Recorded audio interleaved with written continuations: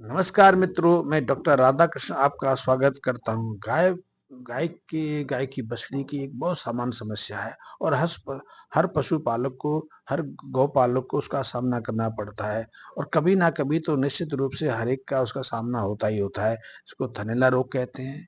थन में किसी तरह की सूजन आ जाती है, थन से दूध बाहर नहीं आता या फिर दूध के साथ में खून आना शुरू कर देता है या थन सूज जाता है या फिर वो थन थन का छिद्र है वो बिल्कुल पूरी तरह से बंद हो जाता है, तो उसको थैलेना कहते हैं या फिर इस अंग्रेजी में मास्टिटाइटिस कहते हैं। इसको लेकर गौपालक पशुपालक बहुत परेशान रहते हैं, लेकिन अब इसके लिए हमारे पास एक अति उत्तम दवा आ गई है। उसके प्रयोग के माध्यम से आप अपनी गाय को, अपनी बछड़ी को, जो दूध देने वाले पशु हैं उनको इससे दूर रख सकते हैं और बिल्कुल इससे उभार सकते हैं।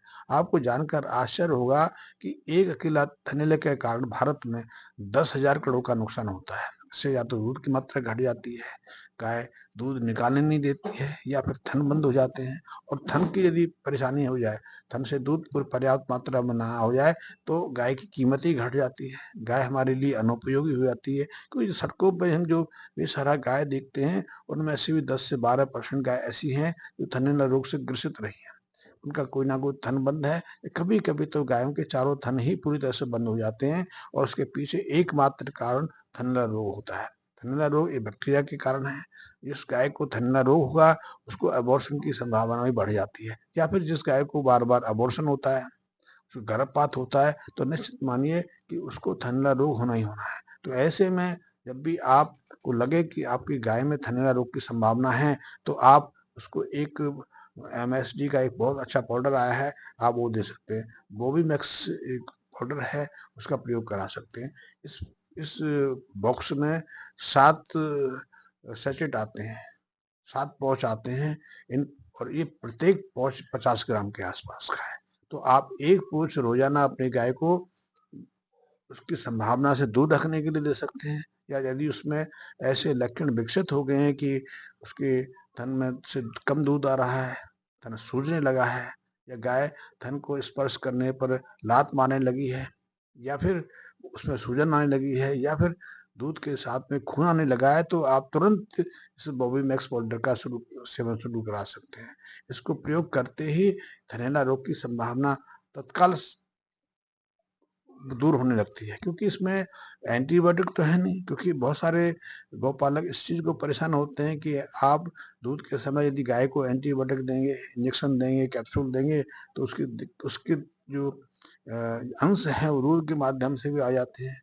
दूध जमना शुरू पूरी तरह से, यदि आप दही बनाते हैं, दही नहीं बनता है, या फिर उसका टेस्ट बिगड़ जाता है, उसमें से एक स्मेल आने लगती है, या उसका रंग ही बदलने लग जाता है। कभी कभी तो उसमें फैट की मात्रा घट जाती है, तो जो गौपालक दूध बेचते हैं उनको कम दाम मिलता है। तो ऐसे में बॉबी मिक्स से ये सारी समस्याएं दूर हो जाती है। इस बॉबी मिक्स को इस तरह से बनाया गया है कि यदि किसी तरह के बैक्टीरिया के इन्फेक्शन से थनैला रोग की शुरुआत हुई है, मास्टाइटिस की शुरुआत हुई है, तो इसके जो घटक हैं वो घटक उस बैक्टीरिया को गति करने से रोक देते हैं, बैक्टीरिया के लिए पोषण तत्वों की आपूर्ति रुकवा देते हैं। इससे वो बैक्टीरिया स्वयं ही मर जाता है, सूख जाता है, निष्क्रिय पड़ जाता है। और इसमें इसमें इसके अलावा एक चीज और भी है कि यदि गाय के दूध के साथ में खून आ रहा है, तो उस खून को भी ये बॉबीमैक्स पाउडर है इसका एक घटक, क्योंकि इसमें विटामिन के भी होता है, तो वो उस दूध को रिसने से भी रोक देता है। इसी तरह इसमें बायोटिन है, विटामिन B7 भी है। ये भी थन के लिए, दूध ग्रंथियों के लिए बहुत महत्वपूर्ण है। ये अडर के लिए बहुत प्रभावशाली विटामिन है। इससे न केवल आर्डर का साइज बढ़ता है, बल्कि दूध ग्रंथियों की सक्रियता भी बढ़ती है, उनकी टूट-फूट भी दूर होती है। तो उसमें पहले से ही विटामिन B7 यानी कि बायोटिन काफ़ी मात्रा में रहता है। फिर इसमें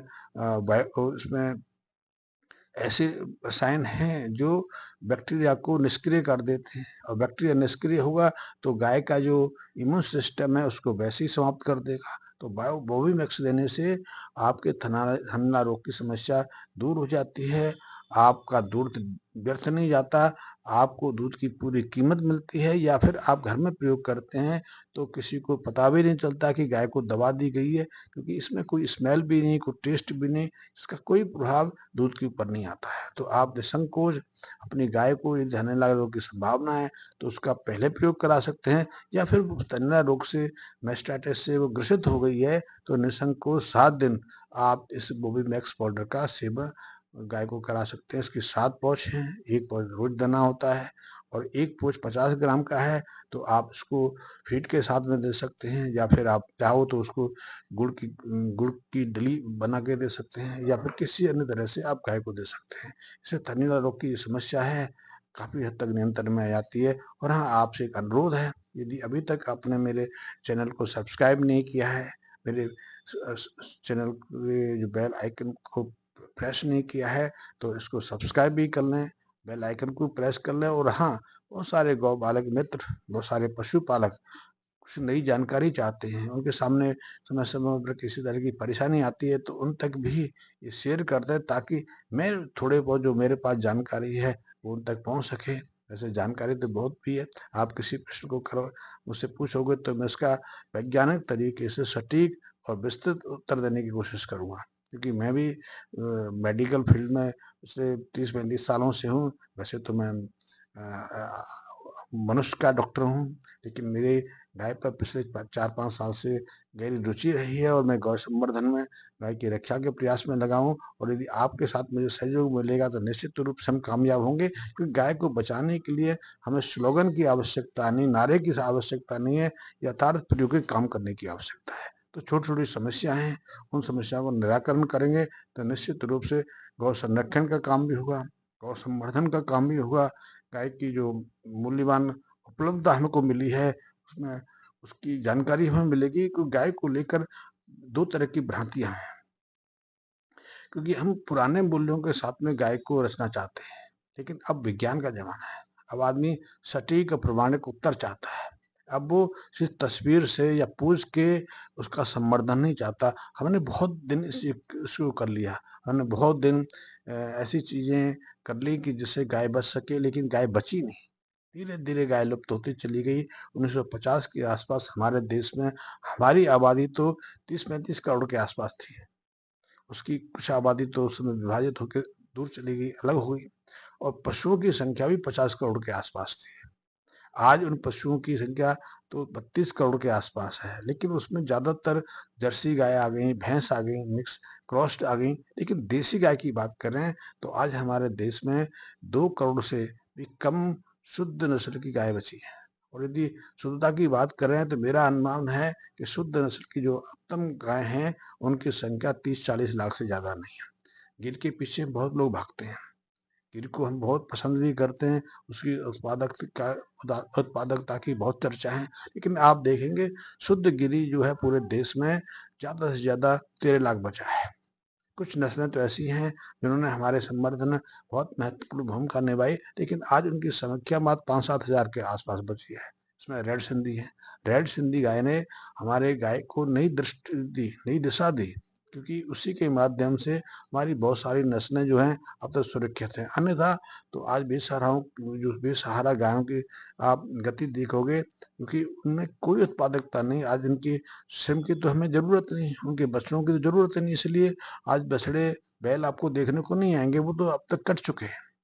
गाय बची हैं, बूढ़ी गाय भी नहीं रहती हैं। यदि किसी गाय गौशाला में पहुंच जाए तो साल 2 साल वो वहाँ जिंदा रहती हैं। अन्यथा आज आपको सड़कों पर ज्यादातर संख्या में वयस्क उत्पादकता गुणों से संपन्न गाय देखने में आएंगी, यद्यपि उनकी उत्पादकता बहुत निम्न स्तर पर है, क्योंकि इस बहुत लंबे पीरियड में कई जनरेशनों से गायों पे हमने ध्यान नहीं दिया।